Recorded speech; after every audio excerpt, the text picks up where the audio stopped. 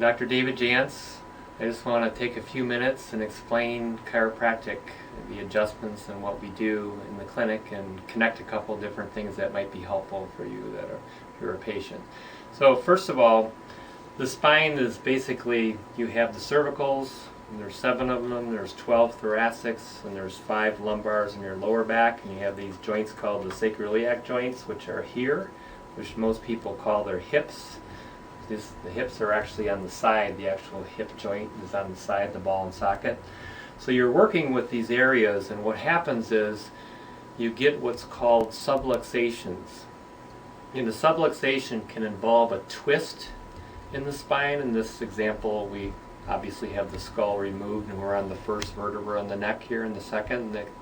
In this example, it would twist, and it can cause pressure on the nerve roots, which can then distribute to any part in the body. In other words, it can, a nerve root up in the upper, it can go in the upper neck and go into the sinuses, it can go into the facial area, in the lower neck it can go down the arms, these lower lumbars, it can go down the legs and called sciatica, where the nerve is pinched and irritated and goes all the way down the leg, and that would be from the lower back or the lower lumbars being out of place, which is the layman's term, but it's called a subluxation. What's interesting about subluxations is it's like a circuit breaker.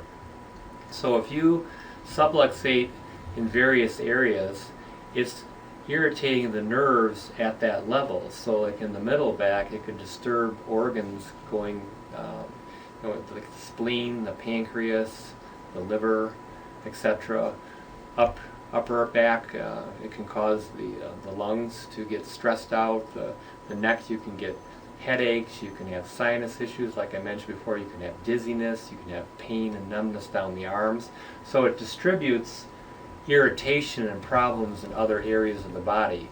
It can also cause an area to weaken. A good example is this T12L1 area and the area surrounding that. If this is subluxated, it can affect your kidney function. And the kidneys are on each side of the body here, right at that area. And when there's stress in the spine like that, it will cause that kidney to maybe not filter as quickly as it should.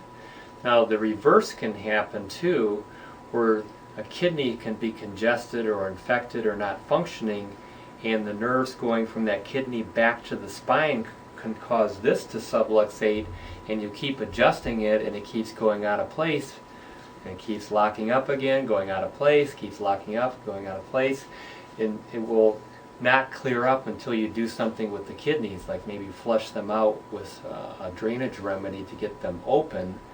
Then all of a sudden that part of the spine will stay in place and stay where it's not being what we call fixated or subluxated, or there's lack of motion and like a twist or a torque in that area.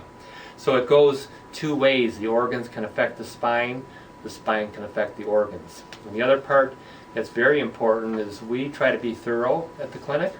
So we'll look at knees, we'll look at the feet. There's 26 bones in the foot and the ankle. If they're out of place, then that can throw the lower back out.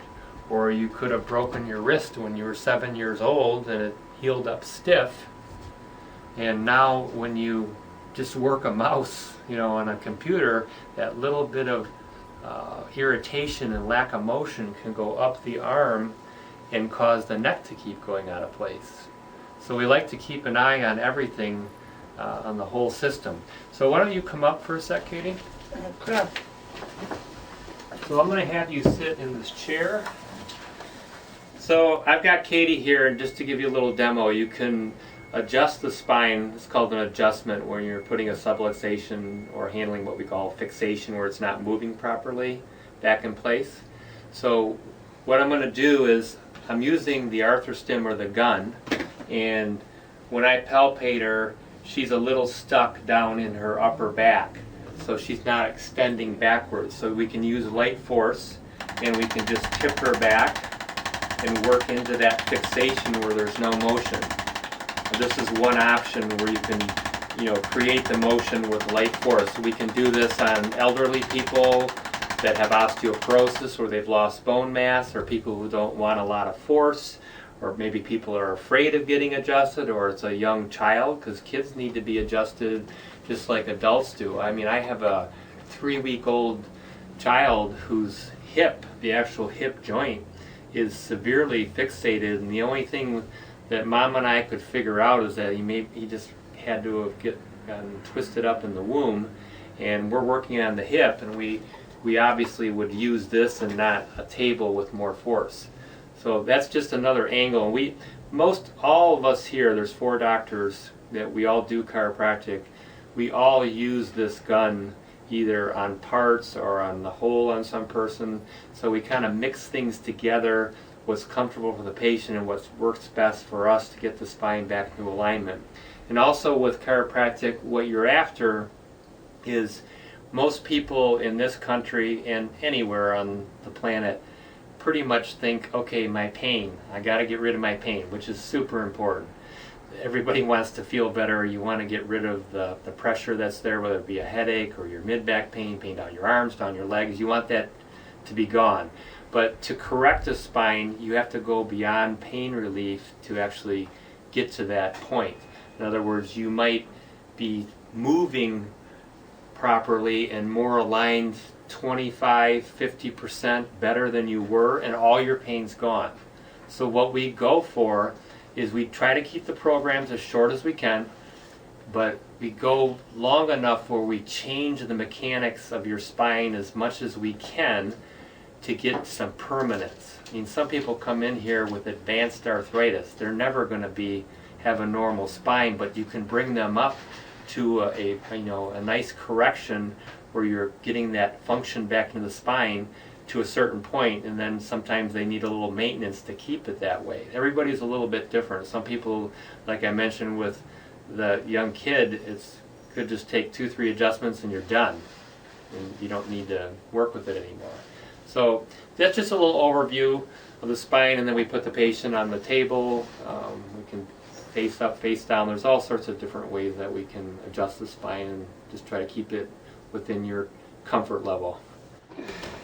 You could go in and you could use a little more force and push down on there and open that joint up, and you do it within the person's tolerance.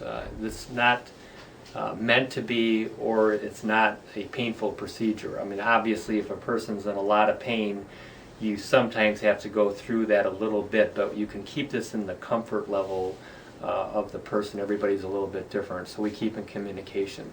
But the spine is very important because it houses your nervous system, and when it's not in position where it's supposed to be and it's fixated, you are stressing not only the tissue of your neck, your back, your arms, your legs, but it also can affect the organs, and it can affect you even mentally with how you feel, your mental clarity. A lot of people, when you get the neck in place, a lot of people say, wow, my head's clear now, I can see better, because your nervous system runs the whole body. So there's a whole network there. I'm Dr. Jantz, and I really appreciate your time, and thank you for watching this video.